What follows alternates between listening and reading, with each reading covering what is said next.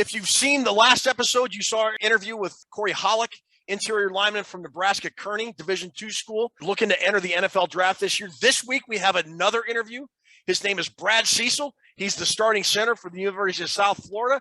Going into his super senior year, Brad could have left at the end of last year, but because of COVID in 2020, he was given an extra year of eligibility. So we're gonna let Brad say hi to you guys. We're gonna talk to him about his upcoming season and kind of why he came back and what he looks for in the future. And then we will be back with Drew's Big Board. Senior captain Brad Cecil could have taken a shot at the NFL, but his reasons for one more ride at USF are pretty clear.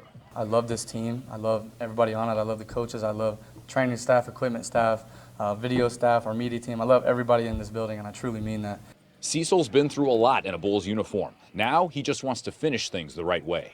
So I've been on a mission since then to, get back, win a bowl game, and bring a conference championship to USF. In Tampa, I'm Kevin Lewis, ABC Action News. Hey, everybody. It is once again time for another one of our player profile / interviews. This week, we are fortunate to have starting center for the University of South Florida Bulls, Mr. Brad Cecil. Brad, how are you? Doing great, man. How are y'all? Good. How's spring ball going? How's everything getting ready for the 2022 season? It's going great. We're working hard. Guys are, really bought in. We got a lot of good transfers, but we also got a lot of good guys coming back. We're on day 7 tomorrow. That's awesome, man. That's awesome. Now, I want to ask you about your time at USF for a little. You got recruited by Charlie Strong, saw the kind of the bad ending there. Jeff Scott came in, went 1-8, and then 2-10. You had an extra year of eligibility because COVID just ruined everybody's lives for an entire year. You could have left. And I honestly, I think it says something about who you are and your character that you decided, look, I want to come back and try and leave this place better. What was your reasoning for coming back besides if I'm off on that? No, you're exactly right. You said it right. Just, making the team better. When I committed back in June of 2017, I think it was, everyone has their individual goals. Everyone wants to go to the league. Everyone wants to, do their own thing. But, I wanted to bring a conference championship to USF. And that's something that hasn't been done here. We're a relatively young program. We started, I think, in 95. So, a really young program, definitely on the rise. The past couple seasons have been rough. But, I think it definitely speaks to the sense of culture that's being built right now, just with the amount of guys that came back. It wasn't just me that decided to use their extra year. We had, I think, 12 super seniors, and all of them decided to come back. And it's just, Coach Scott is really building a sense of, culture, a family. He's always looking out for our best interest. And I think that that's something that we all wanted to be a part of for another year, and also, win some more games. The amount of turnover you guys have had at USF kind of sounds like the Minnesota Vikings under Mike Zimmer the last few years.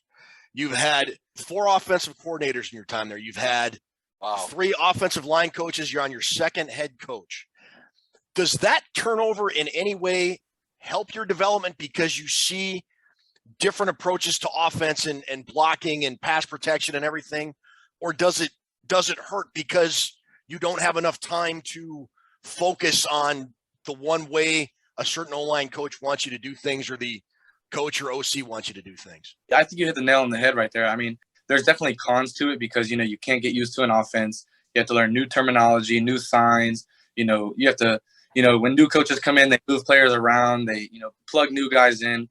And so, you lose that sense of consistency over the years where you don't get, the same offense, the same, because when you have a new offense, your spring is always when you learn it.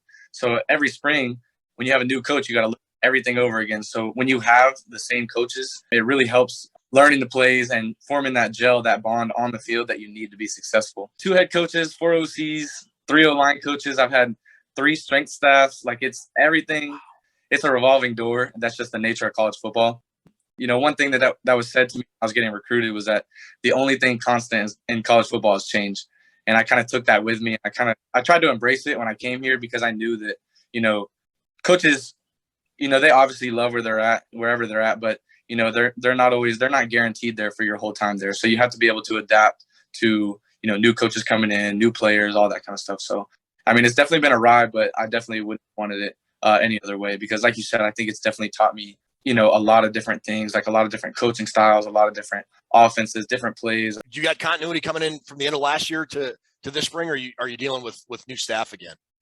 So we got a new OC in January, but the good thing about him is that he's learning all of our terminology, because him and Coach Scott they grew up kind of in the coaching world together, and so that they learned similar offenses. So he's going to run our offense and our terminology, but just, he's going to call plays when he wants to. So now you mentioned goal for USF for 2022 as a conference championship. What other team goals do you guys have, and what are some of your personal goals that you have going into 2022? Well, our team goals, we always want to win the state. So when we play UCF, when we play Florida, when we play any team in state, we want to win the state. We want to win the season opener. We want to win our conference, and we want to make a bowl game and win that bowl game. Year in, year out, those are the goals. And I think personally for me, it to be first team all conference and to make the league. That's where my focus is right now. When you could have left last year, did you get a NFL draft evaluation, or did you just not even bother and say, you know what, I'm coming back? I had some people tell me, I could leave and that, I could possibly sneak into the later rounds, but it'd probably be a free agent type deal. Like before the season even started, before I knew the result, before I knew how I was going to play, I knew that I was going to come back. I have untapped potential in college, and that, again, I want to win the conference championship. And I knew that, if it wasn't going to get done, I was 100% coming back. You think coming back for your super senior year definitely has helped you then, or will help you? 100%. I think it'll help me, I think it'll help the team, first off, because, I've been here for, it feels like forever, but it's only been 5 years. I've been here for a long time, so it'll be good, kind of be a similar face, because I've been, captain for, this will be my 3rd year. So it'll be, a similar face, a guy leading the room. And it'll also be good for me personally to, up my game, get even better film, and, up my IQ even more. Are you keeping the draft kind of over the horizon? I know it's over the horizon year, but are you doing anything? You keep it in the back of your mind, and are you doing anything to get ready for it next year? Does your coaching staff kind of look at guys that are going to be seniors or leaving and do extra drills or anything, or is it all 100% team focused right now? It's all 100% team focused, but I definitely would say that it's in the back of my head. And, everything I do, post-practice, pre-practice, even when I'm at home, what time I go to sleep, what I eat, every meal, it's all for, my personal goals and for also the team goals. But like everything I do is, for that goal. So what is Brad Cecil's best scheme fit? Wide zone, man up, just block and kill somebody. What do you like to do best? I'm more of a wide zone guy, more of a stretch, run lateral, rather than, just maul you off the ball, which I can do 100%. Come on over. We need help. Yeah. Every aspect of my game, I like to work on, but I think that for me personally, I think I'm pretty athletic, I'm pretty agile, I like to think. So, I think I move well around defenders. I get my body in good position, in the outside zone. And I think that that's typically my strong suit, is just using my athleticism. Do you think you could play center or guard anywhere on the line, tackle even, or are you kind of more of an interior guy? I definitely am an interior guy. I could play center guard, right or left. So, it's kind of, I think it all goes kind of hand in hand. And I think that the transition from center to guard is a little bit easier than guard to center, because, when you move from center to guard, you take the ball out of your hand, you're off the ball a little bit, gives you a little bit more space. So I think that I could definitely get it done. I played guard in high school, and that's what I was recruited as. I got one more question, and then I'll turn it over to Drew. He's got a couple questions for you. Who was your favorite team growing up, and what team would you like to be drafted by if it's not the same team, and why is it the Minnesota Vikings? So growing up, I had the pleasure of watching the Jacksonville Jaguars. Okay, hold on. Now, there are really Jacksonville Jaguars fans. The pleasure, Ted, the pleasure of watching them. You hear that? I know you're a native Jacksonville guy. I meant to ask you that. So there really are Jaguars fans in Jacksonville. Oh, yeah, all 100 of us.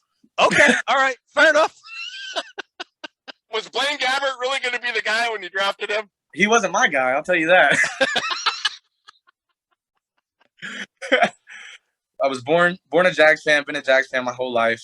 As I've been in Tampa for the past 4 years, I've been a Bucs fan, been a Brady fan. I like to follow them along, and we just won the Super Bowl. So it's fun watching them.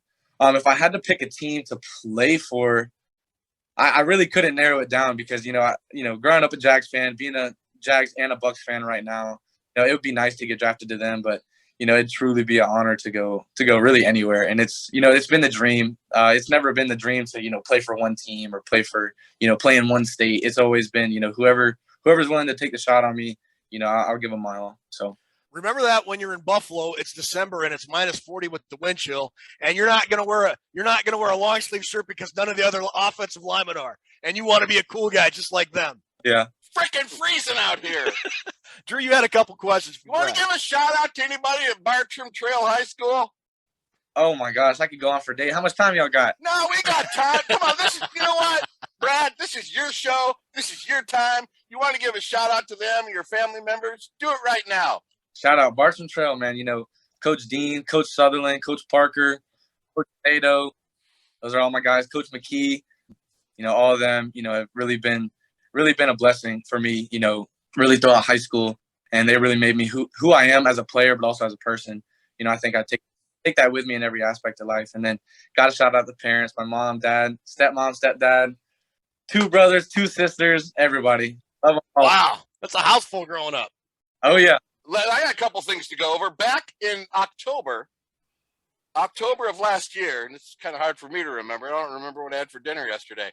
You guys set a record. You guys set a record in college in October against Temple University. I'm going to let you tell Ted what that record was, because Ted kind of wondering right now. I am. He told me before you came on, so I want to hear what this record is. So we rushed for 421 yards versus Temple. Really? That's pretty doggone impressive. What the hell was Temple doing? 421? Brad, did they just give up on you? I can't speak on what Temple was doing. All I can tell you is that all we did was run the ball. Were you killing them right off the snap, just knocking the snot out of people? I mean, that's what we try to do every play, but that game was a little bit easier. I'll say that. You guys must have went out and had some good beers that night. 421. 421 yards on the ground. When you started there as a freshman, there was a couple other freshmen there with you, right? So you kind of grown together. 100%, yeah. Starting as a freshman is not an easy thing. So impressed by everything I've been reading about you. But my question to you is, I know the viewers kind of wonder about the interview process and the recruiting process from high school to college. Mm-hmm. You were recruited by a ton of schools, dude. I mean, Yale, Navy, bunch of schools. What exactly goes on during the recruiting process? I mean, do some schools just send you a letter and then other schools show up at your house with like a 13-part entree meal with somebody jumping out of a cake? Brad, come play for us. Anything in particular that stood out to you during your recruiting process? Tell the viewers a little bit about what it is to be so heavily recruited as an athlete. Well, it's definitely, like I will say with social media, it's definitely taking a turn. I think, back in the day when when you watch movies like The Blind Side, when Saban's pulling up at Michael Orr's house, knocking on the door, I never had, Coach Strong wasn't banging down my door like, hey, Brad, come to USF. But I will say that, during prime recruiting, which is your junior year, I was getting probably 10 letters of mail a day, probably I couldn't even tell you, probably five calls a day with schools, like countless Twitter DMs, countless text messages. And a lot of times it's coaches trying to build a relationship. So like they call you, they want to call once a week and just, talk about you or talk with you, talk about what's going on in school. They want to build that relationship so that, to try to, get you to come to the school. So like there were some times where, I'd get an offer, like a scholarship offer, like in the mail, they'd send me a handwritten letter and I've had coaches come to the house, say, hey, Brad, here's our school and we're going to offer you a scholarship. I've even had it to where a coach follows me on Twitter and 5 minutes later he sends me a DM and says, hey, Brad, you have an offer here. Let me know if you're interested. Now on your end, you kind of look at the football end of it. Like, all right, this school sent me, they want to recruit me, and I want to look at their football, ask you who the quarterback is, who the coach is, who the scheme is, what the this is this. I know if they recruited me, I'd be looking at beer joints and pizza places. What's the closest one to me? There's a lot that goes into, picking a school because you got to look at, the depth chart, obviously, when are you going to play? If you're coming in behind, if they recruited 5 centers last year, you got to go in and beat 5 guys just in the grade above you. So you look at, the depth chart, you look at, obviously, the coaches that are there, you look at the facilities, you look at, what city it's in, just all kind of stuff. And even in like, if you're really passionate about, engineering, how good is their engineering program? How good is their law school? Stuff like that. So a lot does go into it, but definitely I would say the most important thing to go into it is, how quick can you play and, how good are their facilities? How do they treat their football players? Now with NIL, it's all just stacks and stacks of cash delivered to your house in trucks. That's Ohio State, Ted. Now you blocked for some great backs there that came through the South Florida Bulls. Kelly Joyner Jr. was the name I see. Brian Batty, a guy named Conkright. You still talk to any of those guys? Yeah, so Kelly and Brian still play here at USF, and I definitely still talk to Cronkite. He's a really good guy. Block for other guys like, Johnny Ford and, Jaron Mangum this year, who was, I think, 5th in the country in rushing touchdowns. We've had a lot of running back talent come through, and that's one thing that's made my job easy, because sometimes, a running back might break free for 50 yards, but, the whole O-line got beat. He just makes us look good. So a lot of running backs come through, and so we've been very blessed. The whole O-line got beat except Brad, who handled his assignment and pancaked this dude. Come on, man. Right. Scouts and NFL folks are going to see this. Let's talk yourself up. Brad, look, we've gone on. We've taken enough of your time. Thanks so much for joining us. Best of luck to you and the USF Bulls in 2022. I hope you guys do get to raise that conference championship trophy when your games come on the TV, and we'll be looking for you next year for the draft. I hope you'll come back and join us and talk about your draft process once your season's over. For sure. I'll be looking forward to it, man. Thank y'all for having me.